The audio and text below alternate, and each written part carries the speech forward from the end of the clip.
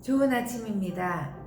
오늘 우리에게 주시는 하나님의 말씀은 베드로전서 4장 10절과 11절입니다. 각각 은사를 받은 대로 하나님의 각양 은혜를 맡은 선한 청지기 같이 서로 봉사하라. 만일 누가 말하려면 하나님의 말씀을 하는 것 같이 하고, 누가 봉사하려면 하나님의 공급하시는 힘으로 하는 것 같이 하라. 이는 범사에 예수 그리스도로 말미암아 하나님이 영광을 받으시게 하려 함이니, 그에게 영광과 권능이 세세에 무궁토록 있느니라. 아멘. 베드로는 두 종류의 은사, 곧 말하는 은사와 섬기는 은사를 언급하고 있습니다. 은사를 받은 사람은 자기가 하나님의 여러 가지 은혜를 맡은 청지기임을 깨닫고 그것을 서로 봉사하는 데 활용해야 한다고 말합니다. 하나님은 자기 백성 모두에게 영적 은사를 맡기셨습니다. 영적 은사라고 하면 특별한 사람에게 주시는 게 아닌가, 목회자나 사역자에게만 주시는 것이 아닌가라고 생각할 수 있겠으나, 성경은 하나님께서 자기의 모든 백성에게 영적 은사를 맡기셨다고 말씀하고 계십니다.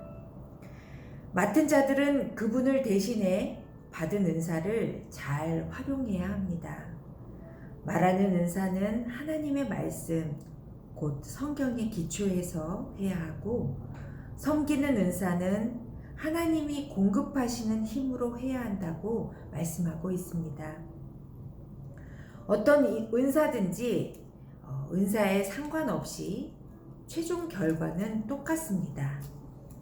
범사에 하나님이 영광을 받으시게 하는 것, 바로 이것이지요.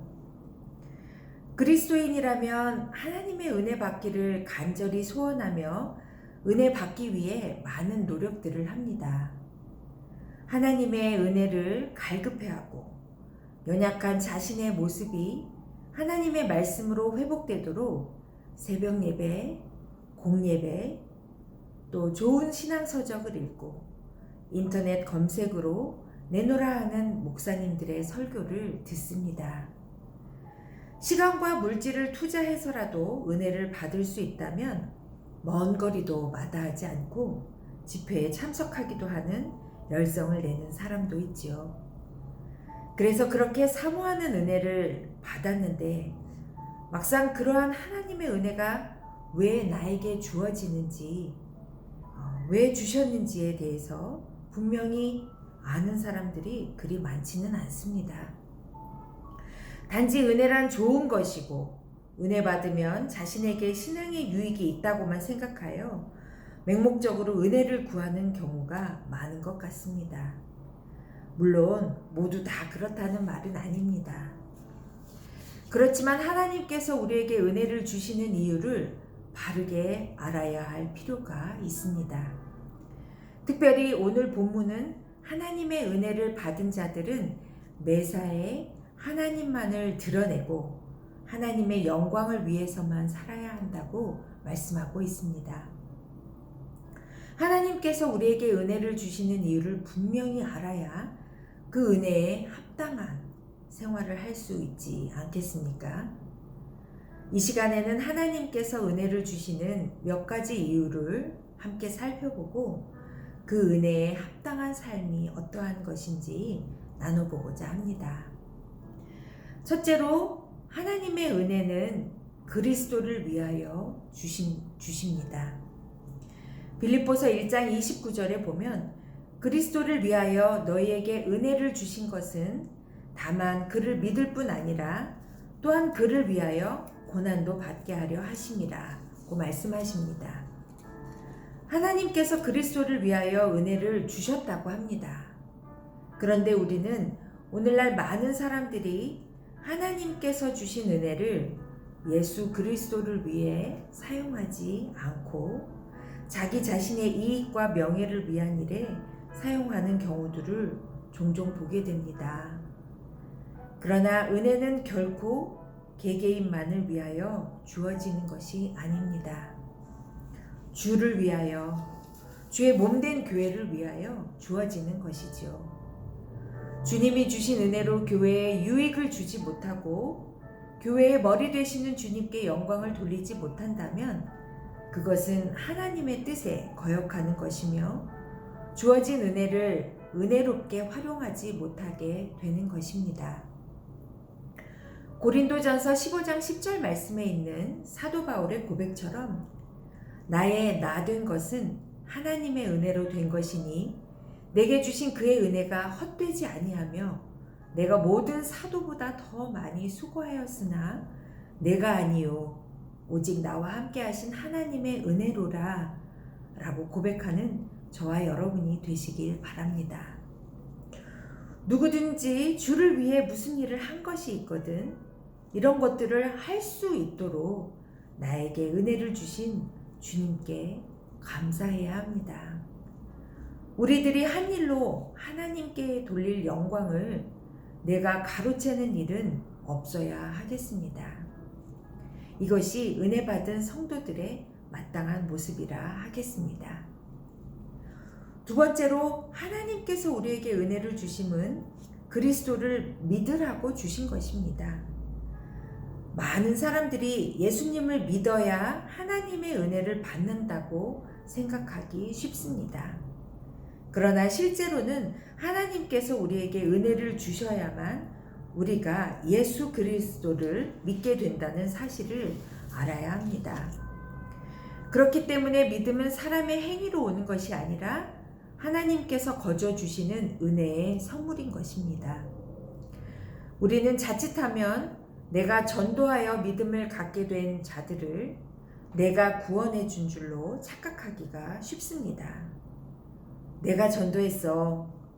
내가 데려온 사람이야. 내가 몇 명을 우리 교회에 데리고 왔는지 몰라. 등 나 자신을 부각시키며 하나님께서 하신 일은 뒷전으로 만드는 실수를 범하기도 합니다. 물론 우리 참교회는 이런 분이 한 분도 안 계셔서 너무나도 감사합니다. 영혼을 구원하는 일은 하나님께서 친히 하시는 것입니다.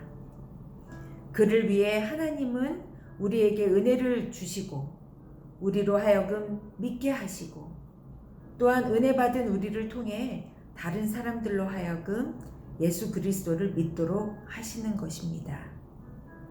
그러므로 주의 은혜로 구원함을 받은 백성들은 자신이 처한 현재의 환경과 여건에 관계없이 주의 은혜에 감사하고 찬양하는 것이 마땅합니다. 세 번째로 하나님께서 우리에게 은혜를 주시는 이유는 주를 위해 고난도 받게 하려고 주신 것입니다. 하나님의 거룩한 백성, 성도는 이 악한 세상에서 그리스도를 위한 선한 고난을 능히 받도록 하기 위해 하나님께서는 우리에게 은혜를 주십니다. 악한 세상 속에서 믿음을 지키며 경건하게 살고자 하는 성도들은 필연적으로 고난을 받게 마련입니다.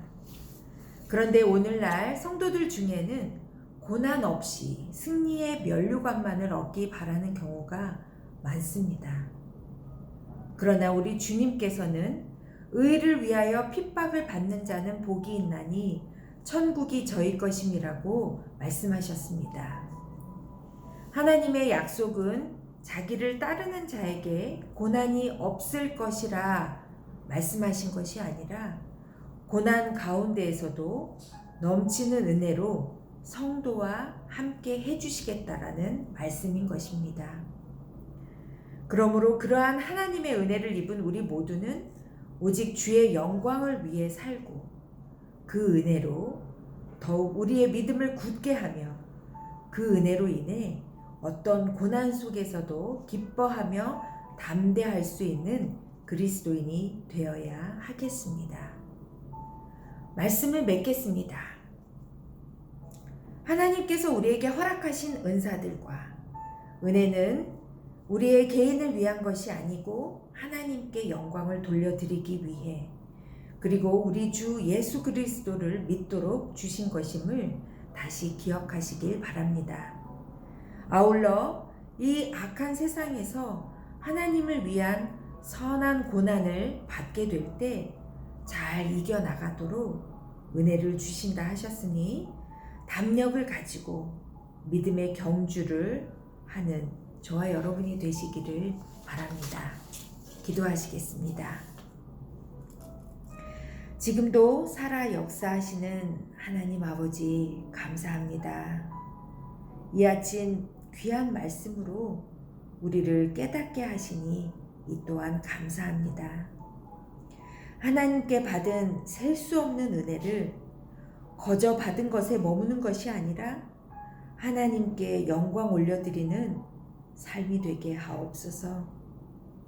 감사드리며 이 모든 말씀 우리를 구원하신 예수 그리스도의 이름으로 기도합니다. 아멘.